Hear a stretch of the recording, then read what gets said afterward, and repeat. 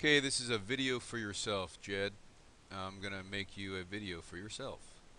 And you're going to make a Visual Studio 2010 ASP .NET MVC3 web application.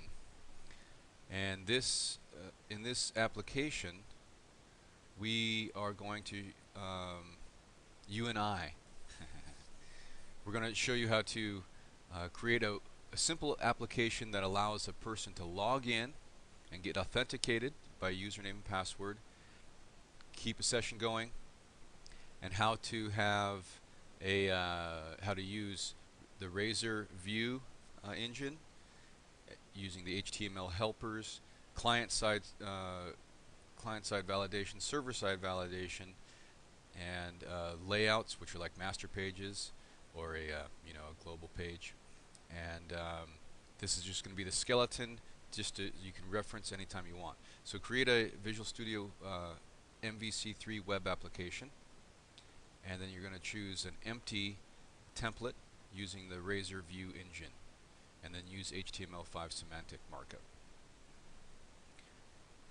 Visual Studio will create a bunch of directories and import a lot of references, and you'll see a lot of these scripts here that it automatically creates for us, and we're going to pretty much ignore most of that, but it's pretty neat that MVC creates all these things for us. Okay, like I said, this will be just the skeleton to keep your thoughts going, or just you can use this as a reference. So first thing we're going to do is create a controller. So I right click on the controllers directory and select add controller, and this one is going to be, I'm going to call this one home. So we got a home controller, and then I can right click inside the index action result method and select add view. This will automatically add a view for this controller. And now I can just type in here anything I want. I'll just type in welcome home. And let's just change the header and the title of this page. You don't have to do this, but I'm doing it anyway. So now if we were to just run this, F5,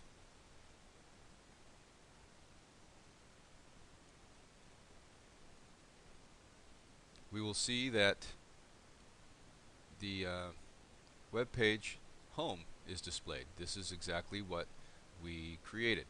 If we view the source, we can see that it's very simple, very plain, and nothing extra added to it, which is great.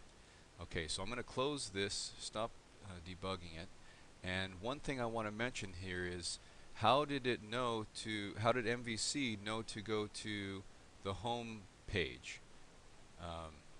Let's go back here again. Notice how up here in the URL we don't have a home directory or anything defined.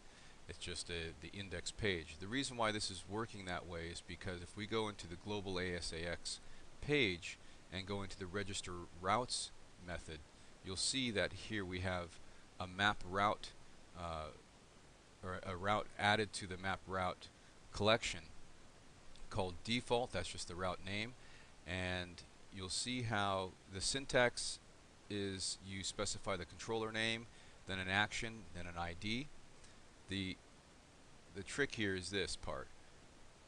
This default route goes to the home controller and the index method.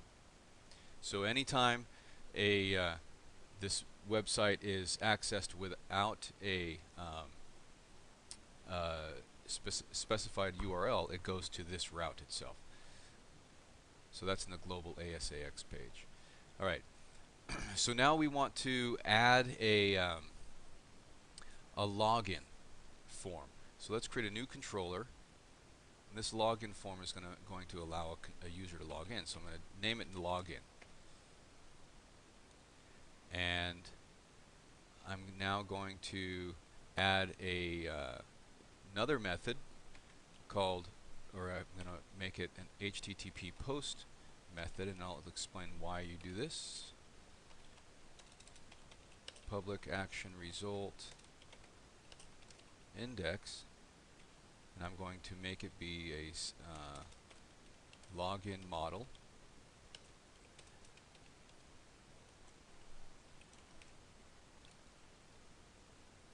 And we're going to view. Now we don't have a login type, so I'm going to control period this, and I'm going to generate a class for the login model.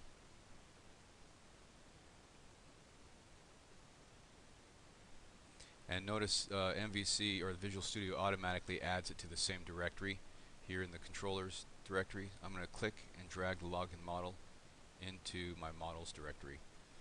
MVC has a naming convention, and I have to put all my models in the models directory. So now I'm going to double click the login model, make this public, and now this model is going to represent hold on, let me type first.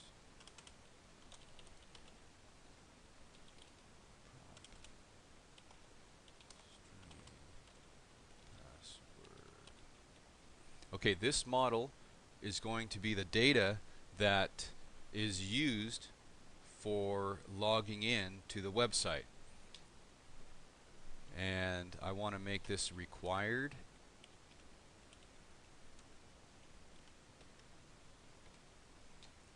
This is a data attribute or a data annotation, and it requires the import of the system.componentModel.dataAnnotations namespace.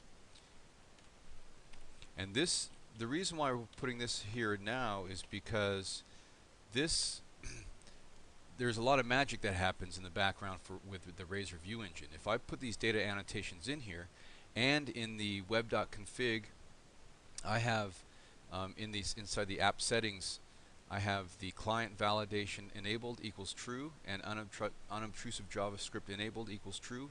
If these are true, then a lot of magic will happen in the back end, and it'll be really nice for us, and you'll see how this all hooks up.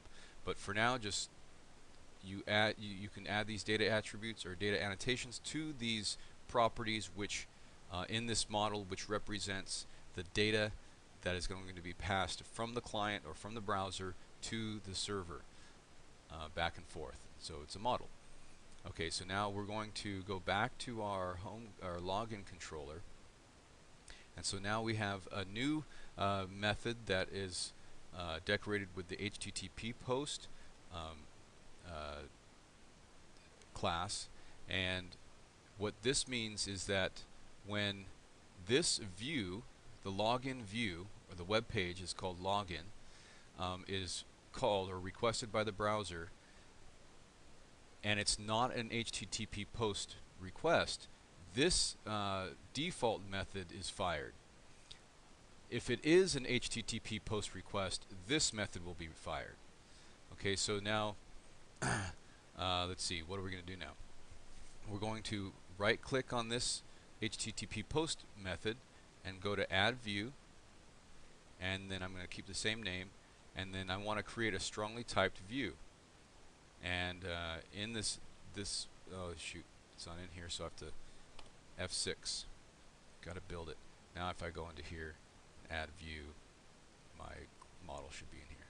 So now we have the login model in here, and I select it. So that means all it does is add this line right here, at model MVC controllers login model. That's all it does. So I could have manually entered this in.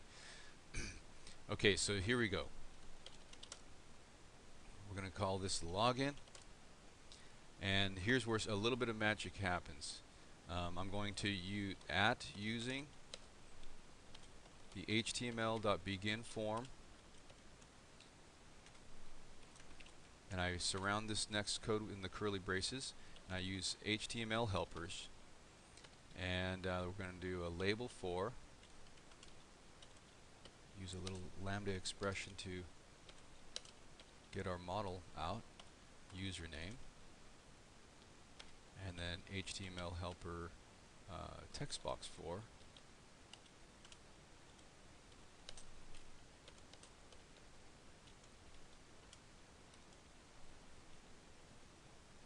we'll just copy this, save a couple seconds here.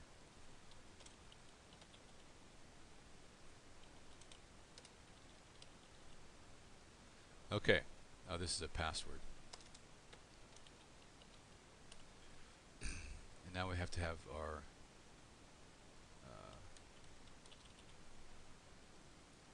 input button. So type input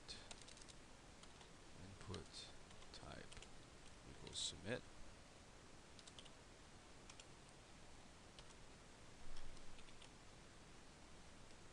And now we're going to use another HTML helper for the validation.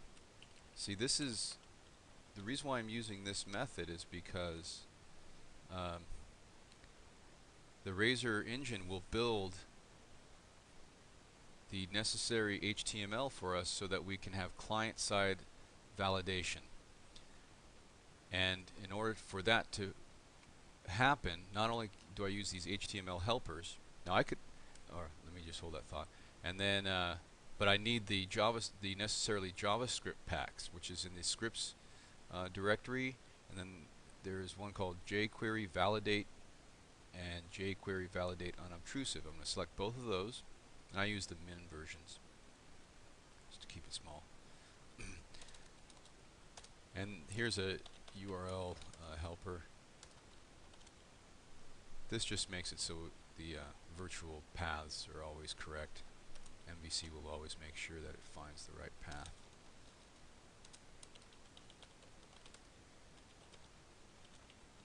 You got to make sure you use a little squiggly so it knows it's a virtual path. Alright. Okay, so now what we have here, I'm going to build it.